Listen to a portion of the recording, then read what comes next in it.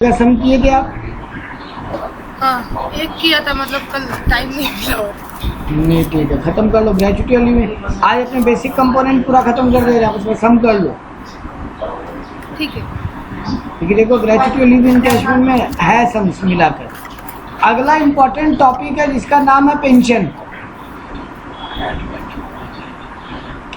Pension दो type का होता है बेटा।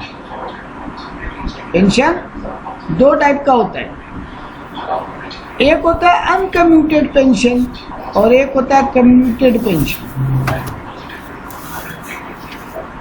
ठीक है, अनकम्यूटेड और कम्यूटेड। अब ये होता क्या? अनकम्यूटेड का मतलब देखो पेंशन का होता क्या है रूल। आप रिटायर हो जाते हो, उसके बाद गवर्नमेंट आपको मंथली पेंशन देता है। हाँ, अब आप गवर्नमेंट को एक चीज बोल सकते हो, मान लो आपके नाम पे 4 लाख रुपया पेंशन फंड में जमा हुआ। गवर्नमेंट बोला आप और 30 साल जियोगे, लेट से 90 साल तक जियोगे। हाँ, हाँ, हाँ, तो गवर्नमेंट क्या बोलेगा 30 साल में कितना महीना होगा? 30 साल इंटू 12 महीना 360 महीना। तो 4 लाख को 360 से डिवाइड कर लो और आपको हर मंथ पर मंथ इतना पेंशन मिलेगा। कितना आएगा? 4 लाख डिवाइड बाय 360। हाँ, आपको 1111 रुपया पर मंथ पेंशन मिलेगा। आप गवर्नमेंट को बोल सकते हो इस 4 लाख में ना मेरे को 1 लाख रुपया अभी दे दो और बाकी 3 लाख को आप मंथली बांट के दो। ठीक है, तो ये जो मंथली मिलता है इसको बोलते हैं अनकम्यूटेड, और ये जो एक बार में उठा लेते हो उसको बोलते हैं कम्यूटेड। पहले तो ये मीनिंग क्लियर है। अनकम्यूटेड बेटा फुल्ली टैक्सेबल है। जो आपको मंथली मिलेगा ना आपके हाथ में, हाँ, वो फुल्ली टैक्सेबल है, उसमें कोई बात ही नहीं। अगर आपको जो एक साथ आप उठा रहे हो बल्क में पैसा एक साथ, उसका जो अगर आप गवर्नमेंट एम्प्लॉई हो तो वो फुल्ली एग्जम्प्ट है, और अगर आप अदर देन गवर्नमेंट एम्प्लॉई हो तो आपके लिए 2 में से एक रूल चलेगा। अगर आपको ग्रेचुटी भी मिल रहा है, अगर आप ग्रेचुटी रिसीव कर रहे हो तो आपका 1/3 पेंशन आपको एग्जम्प्टेड होगा। 1/3 of total pension, 1/3 of total pension. और अगर आपको ग्रेचुटी नहीं मिल रहा है तो आपका हाफ ऑफ टोटल पेंशन आपको एग्जम्प्टेड होगा, आपको छूट हो। ठीक है, हाँ, तो देखो यहाँ पे यही बोला, पहले केस बोला अनकम्यूटेड पेंशन का क्या होगा, चाहे आप गवर्नमेंट हो चाहे नॉन गवर्नमेंट कोई भी हो, अनकम्यूटेड पेंशन क्या है? Fully taxable. लेकिन अगर आपको कम्यूटेड पेंशन मिल रहा है और आप गवर्नमेंट एम्प्लॉई हो तो क्या है? Fully exempt. ठीक है, अब गवर्नमेंट मतलब आप सेंट्रल गवर्नमेंट, स्टेट गवर्नमेंट, कोई भी गवर्नमेंट के एम्प्लॉई, गवर्नमेंट एम्प्लॉई होना चाहिए बस। अगर आप कम्यूटेड पेंशन है और आप अदर देन गवर्नमेंट एम्प्लॉई हो और आपको ग्रेचुटी भी मिलता है तो आपको 1/3 ऑफ टोटल पेंशन एग्जम्प्टेड होगा, बाकी टैक्सेबल होगा। ठीक है, आपको आपका बॉस ग्रेचुटी एक्ट में कवर्ड है नहीं, यहाँ पे वो नहीं बोला है, वो ग्रेचुटी में था कवर्ड या नॉट कवर्ड। यहाँ आपको ग्रेचुटी मिल रहा है कि नहीं मिल रहा है बस। ठीक है, और अगर आपको ग्रेचुटी नहीं मिल रहा है तो 1/2 यानी 1/2 ऑफ टोटल पेंशन। ये टोटल पेंशन पे गौर करना बेटा, यहीं पे फंसाएगा तो वो आपको एग्जम्प्टेड हो जाएगा। बात क्लियर है? ये पेंशन किसको मिल रहा है? जो नौकरी कर रहा था और रिटायर हुआ, लेकिन अगर उसको वीडियो या लीगल एयर को मिल रहा है तो उसके लिए कभी टैक्सेबल नहीं है। सैलरी हेड में उसके लिए टैक्सेबल है वो इनकम फ्रॉम अदर सोर्स। ठीक है, लेकिन अगर आपको कोई यूनाइटेड नेशन का ऑर्गेनाइजेशन बोलते हैं ना, यूएन से वगैरह से मिल रहा है कोई पेंशन वगैरह तो नॉट टैक्सेबल। ठीक है, ये इतना काम का नहीं है आपके लिए कि वीडियो का कहाँ जाएगा और ये कहाँ जाएगा। आपके लिए काम का एक नॉर्मल एम्प्लॉय को पेंशन मिले उसका क्या होगा। तो देखो एक क्वेश्चन करते हैं। Mister Amit has retired from his job on 31/3/2022। 1 अप्रैल 2022 से उसको पेंशन मिलने लग गया पर मंथ। इसको क्या बोलेंगे? अनकम्यूटेड। और अनकम्यूटेड फुल्ली टैक्सेबल होता है। ठीक है। 1 अगस्त को वो क्या किया, बॉस गवर्नमेंट के पास गया और बोला मेरे को मेरा 80% पेंशन कम्यूट करके दे दो, और उसको 1,20,000 रुपया मिल गया। ठीक है। तो बोल रहा है उसका टैक्सेबल पेंशन कितना होगा वो कैलकुलेट करके बताओ। केस में बोला अगर वो गवर्नमेंट एम्प्लॉई है तो आप आंसर लिखोगे फुल्ली एग्जम्प्टेड। अगर बोल रहे हैं वो नॉन गवर्नमेंट एम्प्लॉई है और ग्रेचुटी नहीं मिल रहा है तो, और अगर वो नॉन गवर्नमेंट एम्प्लॉई है और उसको ग्रेचुटी मिल रहा है तो, यहाँ पे बोला भी है but not covered under payment of gratuity. इससे कोई फर्क भी नहीं पड़ता। अपने को इस पूरा पार्ट में क्या देखना है, पेंशन में उसको ग्रेचुटी मिलता है कि नहीं मिलता, बस। ठीक है। तो एक चीज यहाँ पे पहले गौर करना बेटा, वो रिटायर कब हुआ? 1 अप्रैल को। 31 मार्च को, मतलब 1 अप्रैल को। 31 मार्च। हाँ। 1 अप्रैल से लेके, अच्छा ये कम्यूट कब करा है? 1 अगस्त को। हाँ। अप्रैल, मई, जून, जुलाई, ये 4 महीना उसको 3,000 करके मिला। यहाँ कोई दिक्कत नहीं। तो ये 3,000 करके जो भी उसको 12,000 मिला वो फुल्ली टैक्सेबल होगा। हाँ। ये बात क्लियर रहेगा। हाँ।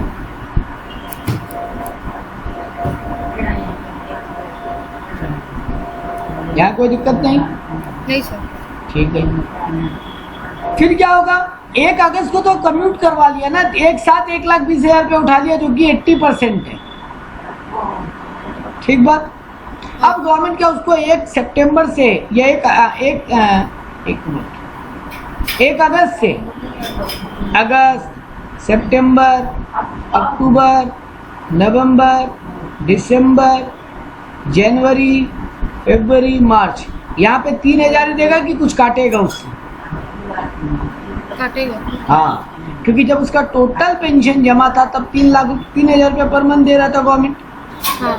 अभी वो 80% उठा लिया तो गवर्नमेंट उसको उतना ही पैसा आप थोड़ी नहीं देगा। कम नहीं। तो सीधा बात है 3,000 का 80% निकाल के माइनस कर दो, मतलब उसको 20% देगा गवर्नमेंट, है ना। हाँ। तो 3,000 का 20% कितना होगा? 600 रुपया। तो देखो अगले 8 महीना उसको 600 रुपया करके मिलेगा। अगस्त, सितंबर, अक्टूबर, नवंबर, दिसंबर, जनवरी, फरवरी, मार्च, 8 महीना हुआ। 8 महीना उसको 4,800 रुपया करके मिलेगा। 600 × 8। हाँ। तो ये 16,800 क्या है? अनकम्यूटेड। हाँ। ये बेटा सबके लिए टैक्सेबल है, चाहे वो गवर्नमेंट एम्प्लॉय हो केस है, या फिर non government employ not receiving gratuity हो, या फिर non government employ receiving gratuity. Commuted pension में कोई फर्क नहीं पड़ता, वो सबके, अनकम्यूटेड पेंशन में कोई फर्क नहीं पड़ता, वो सबके लिए टैक्सेबल है। बात क्लियर? लेकिन कम्यूटेड में क्या होगा? सर अगर वो गवर्नमेंट एम्प्लॉय है ना और 1,20,000 रुपये उठाए, पूरा 1,20,000 एग्जम्प्टेड जाओ। ठीक है। लेकिन अगर वो नॉन गवर्नमेंट एम्प्लॉय है तो उसको कुछ टैक्सेबल और कुछ छूट होगा। कितना छूट होगा? सर अगर वो नॉट रिसीविंग ग्रेचुटी है तो टोटल पेंशन का हाफ, और अगर वो रिसीविंग ग्रेचुटी है तो टोटल पेंशन का 1/3, है ना। तो बेटा जी पहले टोटल पेंशन तो निकालो, उसका टोटल पेंशन कितना बनता था वो कैसे निकलेगा? देखो बेटा वो 1,20,000 रुपये उठाया जो कि 80% है, तो 100% होता तो कितना होता? 1,20,000। 1,20,000 80 × 100, 1.5 लाख है। तो 1.5 लाख का हाफ। तो देखो यहाँ पे क्या किया, देखो गवर्नमेंट एम्प्लॉय केस में क्या किया, 1,20,000 पूरा 1,20,000 नील करके 0 कर दिया, खाली 16,800 अनकम्यूटेड पेंशन टैक्सेबल रखा। ठीक बात। लेकिन देखो बाकी के लिए क्या किया, अनकम्यूटेड 1,20,000 मिला तो 1.5 लाख का 1/2, और ये 1.5 लाख कैसे निकाला? 1,20,000 डिवाइडेड बाई 80% इंटू 100। जितना रुपया वो उठाया है वो खुद में कितना परसेंट है तो 100 कितना हो, ठीक है। हाँ 75,000 निकला, 1.5 लाख का आधा, तो बाकी 45,000 टैक्सेबल, तो 45,000 दिया और 16,800 अनकम्यूटेड टैक्सेबल, तो टोटल 61,800 टैक्सेबल। केस सी में बोला वो गवर्नमेंट नॉन गवर्नमेंट एम्प्लॉई है रिसीविंग ग्रेचुटी, तो उसको 1/3 एग्जम्प्टेड है, तो देख लो 1,20,000 मिला है उसको कम्यूटेड पेंशन, और 1.5 लाख का 1/3 कितना होगा 50,000, तो बाकी 70,000 टैक्सेबल, 70 और 16,800 86,800 टैक्सेबल। बात क्लियर। हाँ तो यहाँ पे 3 लाइन में अगर हम पेंशन फंड को याद करें, 4 इंपॉर्टेंट बात याद करें। अनकम्यूटेड सबके लिए टैक्सेबल है। अनकम्यूटेड में देखेंगे कि कम्यूट करने के पहले उसको पर मंथ कितना मिल रहा था। अब अगर वो जितना परसेंटेज कम्यूट करवा लिया है बैलेंस ही उसको हमेशा मिलेगा। मान लो अगर यहाँ बोलता हूँ 70% कम्यूट करवा लिए तो 3,000 का फिर 30% मिलता आगे आने वाली जिंदगी में, ठीक है। तो अनकम्यूटेड में कोई प्रॉब्लम नहीं। कम्यूटेड में क्या करेंगे, जितना मिला है हम माइनस करेंगे 1/3 या 1/2 और टोटल पेंशन। तो टोटल कैसे निकलेगा, वो निकलेगा कि टोटल कितना कम्यूट करवाया है और वो खुद में कितना परसेंटेज है, तो डिवाइड बाई उतना परसेंटेज इंटू 100 कर दो, तो वो आ गया टोटल। अब टोटल का 1/3 या 1/2 एग्जम्प्टेड कर दो, बात खत्म। क्लियर है। हाँ तो बेटा जी टफ पार्ट खत्म। 3 ही टफ था, ग्रेचुटी, लीव, एनकैशमेंट और पेंशन। 3 ही यहाँ पे मेजर टफ था, और आगे 2 या 3 ही आइटम और आएगा जो टफ आएगा, बाकी सब में खाली ज्ञानबाजी है। टफ खत्म। अगला आया रिट्रेंचमेंट कंपनसेशन। ये क्या होता है, लात मार के टाइम से पहले तुम्हारा कॉन्ट्रैक्ट तोड़ के तुमको जॉब से निकाल दो। Cancellation of the contract of service. तुम्हारा कॉन्ट्रैक्ट ऑफ सर्विस 10 साल का था मान लो, तुमको हम 8 साल में बोले जाओ तुम यहाँ से निकलो, हम निकाल दिए तुम, ठीक है। तो ऑब्वियस सा बात है बेटा, तुम्हारा कॉन्ट्रैक्ट तोड़ के हम टाइम से पहले तुमको निकालेंगे तो तुम कॉम्पनसेशन मांगोगे, है ना। हाँ तो ये 2 साल पहले हम तुमको निकाल दिए, 2 साल बचा था कॉन्ट्रैक्ट का, तो ये 2 साल का तुम कॉम्पनसेशन लोगे। वो कॉम्पनसेशन तुम्हारा इनकम माना जाएगा, तो इनकम माना जाएगा तो टैक्सेबल हो, ठीक है। बात क्लियर। तो सर यहाँ पे कितना वो इनकम का पार्ट टैक्सेबल और कितना एग्जम्प्टेड। मान लो मेरे को रिट्रीटमेंट कंपनसेशन मिला 15 लाख, तो लेस इन तीनों में से जो मिनिमम, और यहाँ कोई कैलकुलेशन का झमेला नहीं है, क्योंकि बोला एक्चुअल अमाउंट या 5 लाख या फिर एक इंडस्ट्रियल डिस्प्यूट एक्ट बोल के डिपार्टमेंट है। अगर एम्प्लॉयर एम्प्लॉय का आपस में बन नहीं रहा कि कितना कॉम्पनसेशन मिलना चाहिए, तो मामला यहाँ पे डिस्प्यूट एक्ट में जाएगा, और वो जो भी डिस्प्यूट एक्ट तुमको फैसला करके दे। तो यहाँ पे एग्जाम में तुमको ये तो बोलेगा नहीं कि डिस्प्यूट एक्ट कैसे फैसला करेगा, वो निकालो, ठीक है ना। हाँ तो जनरली एग्जाम में अमाउंट दे देंगे। लेट्स से यहाँ बोला कि डिस्प्यूट एक्ट वाला फैसला किए तो तुमको 12 लाख मिलना चाहिए, 18 लाख मिलना चाहिए, ठीक है। क्लियर है बात। हाँ तो एक्चुअल अमाउंट रिसीव 15 लाख है, retrenchment compensation receive 15 lakh, less minimum of the following. Actual amount कितना है भाई 15 लाख, 5 लाख तो स्टैट्यूटरी लिमिट है, और 18 लाख तुम्हारा इंडस्ट्रियल डिस्प्यूट है। तीनों में लोअर कौन, 5 लाख, तो 5 लाख एग्जाम, बाकी 10 लाख टैक्स है। ये एग्जाम, बाकी 10 लाख टैक्स कोई दिक्कत नहीं, नहीं। चलो ठीक है। यहाँ पे एक बात लिखा है कि जनरली इंडस्ट्रियल डिस्प्यूट एक फैसला देता कैसे, बोल रहा है वो तुम्हारा 15 डेज का एवरेज पे लेता है for every completed year of service. तुम 35 साल काम की हो, तुम्हारा महीना का सैलरी 30,000 है, तो 30,000 का 15 डेज के हिसाब से कितना होगा 15,000, हाँ तो 15,000 इंटू 35 साल जो भी फिगर आएगा वही इंडस्ट्रियल डिस्प्यूट एक्ट फैसला कर दे। लेकिन तुमको एग्जाम में कुछ नहीं करना, तुमको एग्जाम में फिगर देनी। ठीक है, अगला आ जाओ। अगला है compensation received at the time of voluntary retirement scheme. यहाँ तुमको बॉस ऑप्शन दे रहा है, ऑप्शन वॉलंटरी है मतलब एट योर चॉइस। तुम रिटायर होना चाहो तो टाइम से पहले रिटायर हो जाओ। बॉस तुमको ऑप्शन दे रहा है कि तुम टाइम से पहले रिटायर हो जाओ। अब तुम नहीं होना चाहो तुम्हारा मन, तुम होना चाहो तुम्हारा मन। ठीक है, तो बॉस तुमको रिटायर करेगा, और ये नहीं कि तुमको इस ऑफिस से रिटायर करके कोई और ऑफिस या फैक्ट्री में रख देगा। रिटायरमेंट मतलब टोटल रिटायरमेंट। तो मान लो अभी तुम्हारा एज है 56, ठीक है, रिटायरमेंट का कितना होता है 60 ईयर्स। 60। बॉस तुमको 4 साल पहले ही बोल रहा है कि तुम टाइम से पहले रिटायरमेंट ले लो, क्योंकि बॉस को लग रहा है तुम ओल्ड हो गए हो, तुम्हारी जगह यंग ब्लड आएगा, बेटर काम करेगा। फैक्ट्री वगैरह में तो ये ज़्यादा होता है क्योंकि मजदूर लोग को फिजिकल मेहनत लगता है। फिजिकल मेहनत 56 ईयर का बंदा और एक 24 ईयर का बंदा में ज़्यादा फिजिकल मेहनत 24 वाला कर पाएगा। तो फैक्ट्री को चाहिए कि प्रोडक्शन ज़्यादा हो, तो वो तो चाहेगा ना यंगर बंदा है। तो फैक्ट्री ये ऑप्शन देती है। ठीक है, तो यहाँ पर भी जो पैसा मिलेगा तुम्हारा इनकम होगा।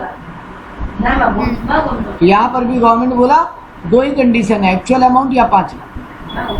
तो देखो लात मार के निकाले या तुमको खुद निकलने का ऑप्शन दे। दोनों में स्टैट्यूटरी अमाउंट कितना है 5 लाख। कवर्ड हो या नॉट कवर्ड ग्रेच्युटी हो, दोनों में स्टैट्यूटरी अमाउंट कितना है 20 लाख। वॉलंटरी रिटायरमेंट स्कीम में स्टैट्यूटरी अमाउंट कितना है, कल आप बताए थे नया आपके बुक में देख के वो 25 लाख। 25 लाख। तो अब तक आपको सारा स्टैट्यूटरी अमाउंट याद हो। निकलने बोले या निकाले, दोनों जगह एक ही रूल। 5 लाख ये तुम्हारा लीव एंड कैशमेंट में 25 लाख, और ग्रेच्युटी में कवर नॉट कवर दोनों में 20 लाख। हो गया अमाउंट ये, बस इतना ही काम का बात।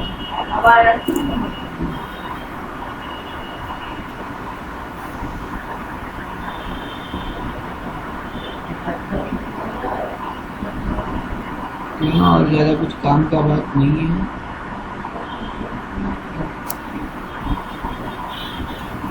एन्यूटी क्या होता है? एन्यूटी बोल के एक चीज मिलता है, ईयरली अलाउंस मिलता है। तुम्हारा एनुअल इनकम के बाद भी तुमको फॉर योर लाइफ तुमको एक एनुअल अमाउंट मिलता है। रिटायरमेंट में मिलता है ये भी। तो अगर ये प्रेजेंट एम्प्लॉयर को दिया जा रहा है तो फुल्ली टैक्सेबल एज सैलरी है। अगर रिटायरमेंट के बाद एक्स एम्प्लॉयर को दिया जा रहा है तो उसका भी फुल्ली टैक्सेबल एज सैलरी होगा। लेकिन अगर अदर देन एम्प्लॉयर को दिया जा रहा है, कोई इंश्योरेंस कंपनी से भी तुमको एन्युटी मिलता है रिटायरमेंट पे, तो फिर वो इनकम फ्रॉम अदर सोर्स माना गया। ये उतना काम का नहीं है, छोड़ सकते। ये भी इजी क्विक पॉइंट है। कई बार होता है ना, बॉस तुमको बोल दिया नौकरी से निकल जाओ, या तुम बोल रहे हो निकलना चाहते हैं, तो अपने को एक नोटिस पीरियड देना पड़ता है ना। हम ऐसा तो नहीं बोल सकते ना हम कल से नहीं आएंगे। हम बोला हम 3 महीने हमारे जैसे अपने आईए स्कूल में नियम है कि टीचर को 3 मंथ का नोटिस पीरियड देना पड़ेगा। ठीक है, वैसे ही एम्प्लॉयर भी निकाले तो उसको नोटिस पीरियड देना पड़ेगा। ऐसे नहीं बोल सकता ना कल से मत आना, क्योंकि वो बेचारा जॉबलेस हो जाएगा अचानक से, तो उसका खर्चा वर्चा घर खर्च कैसे चलेगा। उसको टाइम तो देना पड़ेगा ना दूसरा जॉब ढूंढने का। तो यहाँ पे वही बोल रहे हैं, employer retrench an employ he has to give a proper notice. अगर एम्प्लॉयर वो नोटिस नहीं दे रहे, ठीक है, तो जितना दिन का, मान लो 2 महीने का नोटिस का रूल है मेरे ऑफिस में, ठीक है, लेकिन हम बोल रहे हैं कल से ही मत आना, तो हमको आपको ये 2 महीने का सैलरी दे के निकालना पड़ेगा। मेरे यहाँ नियम है 2 महीने का नोटिस देने का, बट हम आपको बोल रहे हैं चंद्रलेखा कल से मत आना, तो आप तो अचानक जॉबलेस हो गए ना। तो आपको 2 महीने का रूल है मेरे यहाँ, हम आपको 2 महीने का सैलरी दे देंगे। मान लो मेरे यहाँ 30,000 रुपया सैलरी है आपका, तो हम 2 महीना का आपको 60,000 रुपया दे देंगे, ताकि 2 महीना घर घर चलाने में आपको दिक्कत नहीं है, अपने जॉब ढूंढ लो। ठीक है, तो इसको बोलते हैं salary receive for notice period. ये भी फुल्ली टैक्सेबल ही होगा, ऑब्वियस बात है ना। हाँ, फुल्ली टैक्सेबल होगा अंडर द हेड सैलरी। तो ये कोई याद करने का टॉपिक नहीं है, नॉर्मली बता रहे हैं तो यहाँ एग्जाम में देख के याद आ जाएगा। एक होता है profit in lieu of salary. ये क्या होता है? आपको कोई भी टाइप का कॉम्पनसेशन मिल रहा है फ्रॉम योर एम्प्लॉयर और पुराना एम्प्लॉयर, जो कि आपके एम्प्लॉयमेंट रिलेटेड है, क्योंकि वो आपके एम्प्लॉयमेंट का टर्म्स बदला था, कुछ कंडीशन बदला था आपका जॉब का, इस बात का आपको कॉम्पनसेशन दे। ठीक है, उसी को बोलते हैं profit in lieu of salary. आपका जॉब का टर्म्स में कोई मॉडिफिकेशन हो रहा है या आपको टाइम से पहले टर्मिनेट किया जा रहा है और इसके लिए आपको कॉम्पनसेशन मिल रहा है, उसी को बोलते हैं profit in lieu of salary. तो वो भी फुल्ली टैक्सेबल है, बस ये ध्यान रखना। ठीक है, आपको प्रोविडेंट फंड का पैसा मिल रहा है, अनरिकॉग्नाइज्ड प्रोविडेंट फंड, आपका कोई बॉस इंश्योरेंस कराया था उसका पैसा मिल रहा है, तो ये सबको क्या बोलते हैं? Profit in lieu of salary. Salary के कारण ये प्रॉफिट मिल रहा है। इन ल्यू का मतलब होता है बिकॉज ऑफ। तो आपको ये कॉम्पनसेशन मिल रहा है बिकॉज ऑफ जॉब।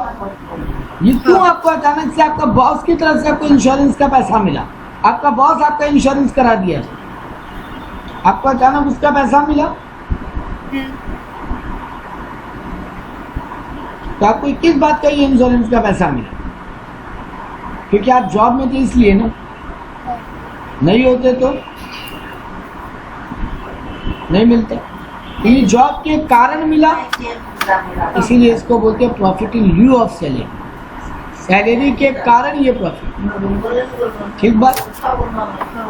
आज हम अलाउंसेस चालू कर दे रहे हैं, अपना बेसिक कंपोनेंट्स खत्म। तो बेसिक कंपोनेंट में अपने क्या क्या पढ़े? सर अपने पढ़े कि बेसिक, फीस, कमीशन, बोनस और डियरनेस अलाउंस, ये 5 नाम से कुछ भी पैसा मिले वो बेसिक कंपोनेंट का पार्ट और फुल्ली टैक्सेबल है। पहला बात खत्म। दूसरा नंबर पे आओ, अपने फिर पढ़े gratuity, leave encashment, pension, retrenchment compensation, voluntary retirement. ये 5 में रूल है। ये सब फुल्ली टैक्सेबल नहीं, इसमें कुछ छूट कुछ टैक्सेबल है। क्लियर? हाँ। तो कोई भी अगर पूछे कि बेसिक कंपोनेंट में फुल्ली टैक्सेबल क्या क्या है, तो लिस्ट क्या बोलोगे? ये बेसिक सैलरी बोलोगे, basic salary, DA, bonus, fees, commission, या कोई भी profit in lieu of salary. तो ये भी लिखना होगा? याद रख सकते हो, आपके लिए बेटर रहेगा। ये सब फुल्ली टैक्सेबल। हाँ। इसके अलावा ग्रेचुटी लिस्ट याद रहना पड़ेगा बेटा। Gratuity, leave encashment, BRS, voluntary retirement scheme, retrenchment compensation, pension, ये सब के लिए रूल है। तो कितने फुल्ली टैक्सेबल है बेसिक कंपोनेंट में? 1, 2, 3, 4, 5, 6। और कितनों के लिए रूल है? 1, 2, 3, 4, 5। ठीक है ना? हाँ। ये बेसिक कंपोनेंट का पार्ट खत्म। अब आ जाओ अलाउंसेस पे। अलाउंसेस का मतलब क्या होता है? Money given regularly in addition to the salary to meet a particular requirement. इसको 3 कैटेगरी में डिवाइड किया। ये ऐसे ही याद करना पड़ेगा, हम याद करने का ट्रिक शॉर्टकट दे देगा। ठीक है। अभी एक चीज का शॉर्टकट देना बाकी है। एक चीज का शॉर्टकट दे दिया हम आपको। क्या चीज का शॉर्टकट दिया? क्या अभी थोड़ा देर पहले बात की, इसको मेरे याद रखने के ट्रिक याद रखो। Statutory limit. हाँ, स्टैट्यूटरी लिमिट। स्टैट्यूटरी लिमिट याद हो गया। हाँ। दूसरा ट्रिक बात याद रखना है कि कहाँ खाली बेसिक है, कहाँ basic plus DA plus commission है, कहाँ बेसिक प्लस डीए, वो अभी हम ट्रिक दिया नहीं है। वो ट्रिक हम लास्ट में देगा, एक लाइन में याद करा देगा, ठीक है। हाँ। अब ये वाला चीज को याद करो, कौन कौन सा अलाउंसेस ऐसा है जिनका डिडक्शन डिपेंड करता है कि तुम कितना खर्चा कर रहे हो। ये जो अलाउंसेस का लिस्ट हम पढ़ने जा रहे हो, ये 2BB1 में ये वो अलाउंसेस है बेटा। अलाउंसेस का पहला मतलब कैश में कुछ मिल रहा है सैलरी के अलावा, ठीक है। उनमें से एक अलाउंस तो आप ऊपर ही निकाल दिए, DANS अलाउंस, वो तो ऊपर ही निकल गया, फुल्ली टैक्सेबल बोल के। अब देखो यहाँ पे क्या बोला, कुछ अलाउंसेस ऐसा है बेटा जिनका डिडक्शन डिपेंड करता है एक्चुअल एक्सपेंडिचर। आप जितना खर्चा करोगे उतना छूट, बैलेंस अमाउंट टैक्सेबल। मेरा बॉस मेरे को 2000 रुपया दिया, हम उसमें से 1500 खर्चा किए, तो 1500 माफ, बाकी 500 मेरा इनकम बच गया ना, तो वो टैक्सेबल। कुछ अलाउंसेस ऐसा है जो खर्चे पे डिपेंडेंट नहीं है, गवर्नमेंट उसका लिमिट बता दिया उतना माफ, जैसे अभी ग्रेचुटी में लिव एनकैशमेंट में था वैसे ही, वो मेरे ऊपर छोड़ दो, याद हम करवा देगा।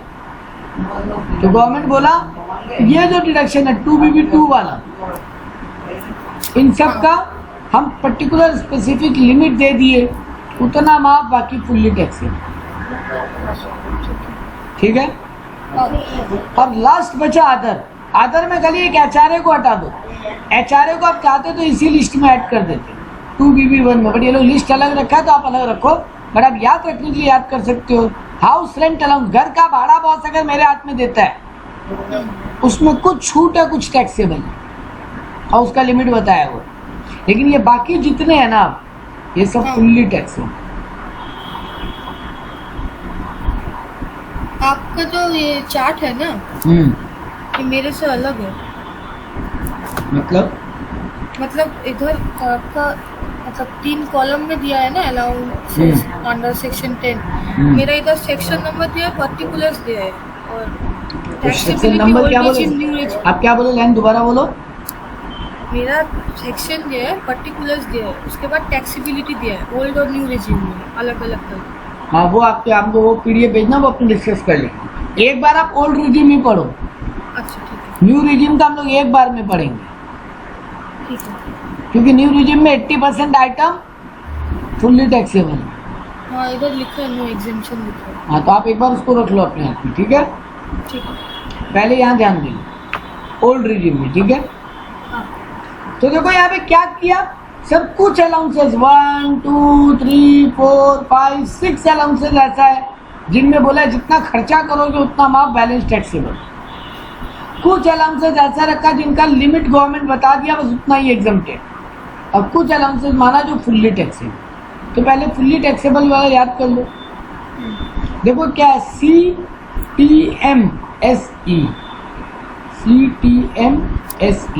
इसका कुछ शॉर्ट वर्ड बना लो।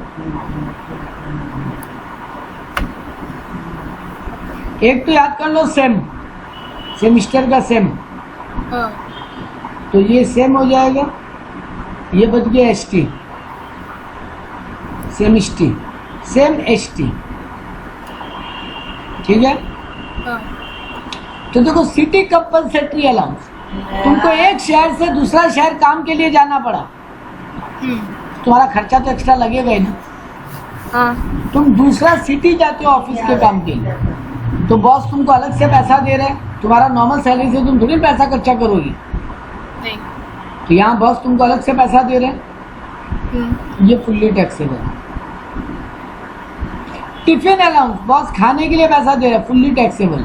मेडिकल अलाउंस फुल्ली टैक्सेबल है। सर्वेंट अलाउंस फुल्ली टैक्सेबल है। Entertainment allowance fully taxable. ये सब नाम से पैसा मिले तो फुल्ली टैक्सेबल, ठीक है।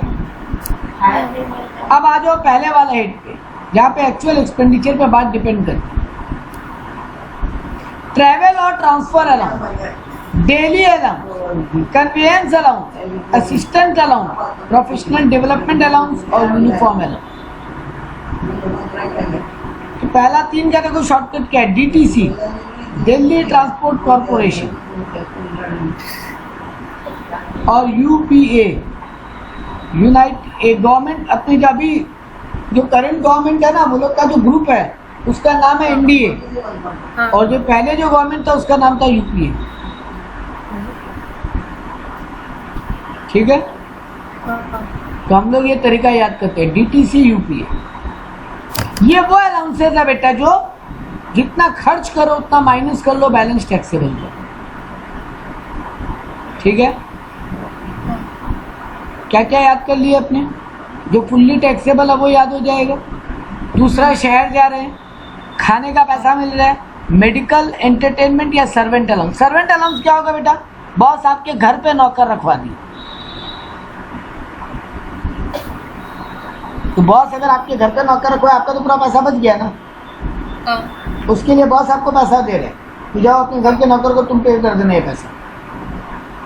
नौकर रखवाया नहीं, सॉरी बॉस नहीं रखवाया, आपको बोला नौकर रख लो, उसका पैसा ऑफिस से ले लो, तो भैया जी ये फुल्ली टैक्सेबल। तो सिटी कंपनसेटेड, टिफिन, मेडिकल और सर्वेंट और एंटरटेनमेंट। ठीक है, इधर आओगे DTC UPA। डी मतलब daily allowance. Daily allowance actually क्या होता है? पॉकेट मनी की तरह, तुम्हारा पर्सनल खर्चा के लिए बहुत कुछ पैसा दिया, हर महीना देता है 1000 रुपया डेली अलाउंस के नाम पे, तुम्हारा पर्सनल खर्चा गया। तो जितना तुम खर्च किए बैलेंस फुल्ली टैक्स है, बैलेंस तुम्हारे पॉकेट में बच गया ना, फायदा हो गया ना, तो फुल्ली टैक्स है। ट्रैवल और ट्रांसफर अलाउंस, कई बार बॉस तुमको दूसरे शहर ट्रांसफर कर देते हैं, ट्रांसफर ही कर दिया। वहां सिटी कंपनसेटर में क्या था, तुम दूसरे शहर काम से जाते हो, वापस लौट आते हो, लेकिन यहाँ क्या हो रहा है, तुमको ट्रांसफर ही कर दिया। तो बेटा वहां रहने में एक्स्ट्रा खर्चा तो लगेगा। तुम यहाँ रहते थे, तुम्हारा खाना घर से हो जाता था, तुम यहाँ रहते थे, तुम्हारा कपड़ा घर में धुल जाता था, तुम यहाँ रहते थे, तुम्हारा आयरन घर में ही हो जाता था, तुम यहाँ रहते थे, सुबह का नाश्ता यहीं पे कर लेते थे अपने घर में। अब अगर दूसरे शहर जाके रहोगे तो ये सब का एक्स्ट्रा खर्चा लगेगा नहीं। ऑफिस के काम से जा रहे हो, कपड़ा खुद धो नहीं पाओगे तो धोबी का पैसा लगेगा, आयरन का पैसा लगेगा, बाहर नाश्ता पानी करोगे उसका पैसा लगेगा, तो तुम्हारा तो फालतू का खर्चा बढ़ गया। तो बॉस इसके लिए अलग से पैसा देता है। अगर दूसरे शहर में ट्रांसफर होता है, जब तक तुम्हारा फैमिली नहीं चला जाए वहाँ पे, जब तक वहाँ रहने के लिए तुम्हारा खुद का घर नहीं हो जाए एक बार, तब तक के लिए बॉस तुमको अलग से पैसा देगा, ट्रांसफर अलग। तो जितना खर्च करोगे उतना एग्जम्प्टेड, बाकी फुल्ली टैक्सेबल। ठीक है, डेली अलाउंस का मतलब बताई दिए, तुम्हारा पॉकेट मनी का बात। कन्वेंस अलाउंस का मतलब होता है तुम ऑफिस का काम से अलग अलग जगह घूमते हो, मतलब शहर में सेल्समैन वाला नौकरी अगर करोगे तो तुमको तो 10 कंपनी में जाके बात करके आना पड़ेगा। तुम्हारा काम ही है ऑफिस के काम से कहीं आना जाना उस सब के लिए। मतलब एक एग्जांपल देते हैं, पियोन हो तो बॉस बोलेगा ये वाला फाइल वहाँ दे आओ, ये वाला डॉक्यूमेंट वहाँ दे के आओ, तो उसका खर्चा तो लगेगा भाड़ा। तो पियोन क्या अपनी जेब से भाड़ा खर्चा करेगा? नहीं। पता चला उसको पियोन को सैलरी मिलता है 7000 और वो भाड़ा में खर्च कर दिया 5000 महीने, तो बेचारा खाएगा क्या? ये नहीं हो सकता। तो वो ऑफिस के काम से कहीं जा रहे हैं ना। जैसे मान लो हम सीए, आप मेरे अंडर में असिस्टेंट हो, हम आपको बोला जाओ क्लाइंट के ऑफिस में फाइल दे के आओ। अब आप क्लाइंट के ऑफिस गए, क्लाइंट का ऑफिस बहुत दूर है, 50 रुपया भाड़ा लग गया, तो ऑफिस बात आप अपनी जेब से नहीं खर्चा करो। ऐसे तो हम आपको दिन में 10 बार भेजेगा तो 500 रुपया तो आपका दिन का भाड़ा ही लग जाएगा। तो बेटा जी ये सब के लिए अलग से पैसा मिलता है, इसी को बोलते हैं कन्वेंस। असिस्टेंट अलाउंस, ऑफिस में हम आपको बोला अपना एक पर्सनल असिस्टेंट रख लो जो सिर्फ आपका काम करेगा, ऑफिस का स्टाफ नहीं होगा, वो आप पर्सनली खुद रख लो। और बॉस आपको पैसा दे दिया, बोला उसका पेमेंट तुम खुद कर लेना। मान लो बॉस आपको दिया 8000 रुपया असिस्टेंट के लिए महीना का, आप असिस्टेंट 6000 में पटा लिए, 2000 तो आपकी जेब में बच गया ना, ये आपके लिए टैक्सेबल हो जाएगा। यहाँ पे यही हो रहा है, जितना खर्च हो रहा है उतना माइनस कर लो बैलेंस टैक्स से। प्रोफेशनल डेवलपमेंट अलाउंस, कंपनी आपको पैसा दे दिया, बोला जाओ टैली सीख लो, अपना आपका प्रोफेशनल डेवलपमेंट। कंपनी आपको पैसा दे दिया, बोला जाओ सीए पढ़ लो, आपका प्रोफेशनल डेवलपमेंट हो रहा है, जाओ जीएसटी का कोर्स कर लो। कंपनी आपको पैसा दिया, मान लो 25,000 रुपया, कि जाओ जीएसटी पढ़ लो, आप 20,000 रुपये में जीएसटी पढ़ लिए, 5,000 रुपया आपका बच गया, आपके लिए फुल्ली टैक्स। ठीक है। यूनिफॉर्म अलाउंस, पियोन वियोन दरबान होता है ना, उनका फिक्स यूनिफॉर्म होता है, तो बेवकूफ़ अपने पैसे से यूनिफॉर्म सिलवाएगा, कल आप उसको नौकरी से निकाल दिए उस यूनिफॉर्म का, वो क्या करेगा, है ना। आप बढ़िया ऑफिस में देखोगे पियोन एक जैसा कपड़ा पहन के घूम रहे हैं, तो बेटा जी वो पियोन अपने पैसे से कपड़ा सिलवाएगा क्या? नहीं। मान लो 2 महीना काम किया, आप उसको निकाल दिए नौकरी से, अब वो नया ऑफिस में जाएगा, फिर वो नया कपड़ा सिलवाए,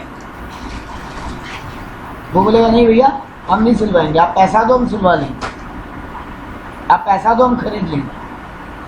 तो आप उसको यूनिफॉर्म का पैसा दें, तो मान लो आप उसको दिया 1,800 रुपया, वो 1,500 में यूनिफॉर्म बना लिया, 300 रुपया उसका बच गया, उसके लिए फुल्ली टैक्स है। एक चीज गौर करो, यहाँ पर भी असिस्टेंट है और अदर वाला में सर्वेंट है। सर्वेंट हो गया घर वाला नौकर, और असिस्टेंट हो गया ऑफिस में आपका पर्सनल स्टाफ, पर्सनल पियोन या पर्सनल असिस्टेंट। ठीक बात। तो घर में नौकर रखाएगा फुल्ली टैक्सेबल है, सर्वेंट अलाउंस फुल्ली टैक्सेबल है, लेकिन असिस्टेंट अलाउंस जितना खर्चा करेंगे उतना एग्जम्पशन, बाकी टैक्स है। क्लियर है बात? एक बात याद कर लेना बेटा, ये लिस्ट याद करोगे ना, बी नंबर लिस्ट, जो बीच वाला लिस्ट है वो नेक्स्ट डे पढ़ेंगे। अच्छा, एक बात याद कर लेना, इन नामों के अलावा कोई भी अलाउंस का नाम अगर आए वो फुल्ली टैक्सेबल। अच्छा, जो नाम तुम नहीं सुने हो वैसा कोई नाम आ जाए, वो फुल्ली टैक्सेबल। ठीक है। लेकिन यहाँ पे छोटा मोटा बात और है आज के लिए, बोला अगर कोई गवर्नमेंट एम्प्लॉई और इंडिया के बाहर, इंडिया के लिए काम कर रहा है, उसको कोई भी अलाउंस मिले वो फुल्ली एग्जम्प्टेड है। यूनाइटेड नेशन ऑर्गेनाइजेशन का कोई अलाउंस, वहां से कोई अलाउंस मिल रहा, फुल्ली एग्जम्प्टेड है। इंडियन कॉन्स्टिट्यूशन के हिसाब से कोई अलाउंस मिल रहा है, हाई कोर्ट सुप्रीम कोर्ट का जज को कोई अलाउंस मिल रहा है, सार्क का मेंबर होता है ना, सार्क जानते हो? दुनिया में एक बहुत बड़ा ऑर्गेनाइजेशन है जो टीचर्स को हायर करता है बैकवर्ड एरियाज में जाके पढ़ाने के लिए। आप अगर उसके मेंबर हो और आपको वहां से कोई अलाउंस मिल रहा है, वो भी, ये सब फुल्ली एग्जम्प्टेड है। अल्लाह बोला एनी अदर अलाउंस, तो बोल देना फुल्ली टैक्सेबल। जो नाम पढ़ लिए उनके अलावा कुछ भी मिले तो फुल्ली टैक्सेबल। ठीक है। नेक्स्ट क्लास में ये बीच वाला बचा है, ये पूरा खत्म होगा। ठीक है। फिर खाली बचेगा परक्यूजिट, तो और 3